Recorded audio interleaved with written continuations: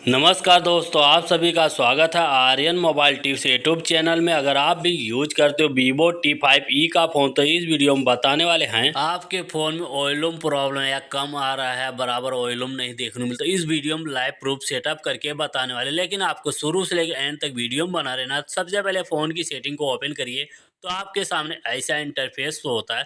ऊपर search bar देखने मिलेगा, इस पर आप क्लिक करिए। क्लिक करने के बाद यहाँ पे MONO लिख के सर्च कर लेना। मोनो ऑडियो का ऑप्शन मिलेगा ऊपर फर्स्ट पे, तो इसी वाले ऑप्शन पे आपको क्लिक करना। क्लिक करने के बाद मोनो ऑडियो अगर आप में बंद है तो इसको ऑन करिए।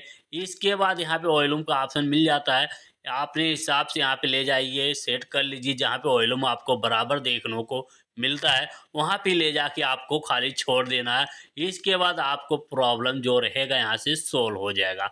यहाँ से करने के बाद बैक आ जाना, पूरा बैक आना। बैक आने के बाद यहाँ फ़ोन की सेटिंग में ही रहना, थोड़ा ऊपर की तरफ आपको स्क्रॉल कर लेना। साउंड एंड वाइब्रेट का ऑप्शन मिलेगा, इस पर क्लिक करिए।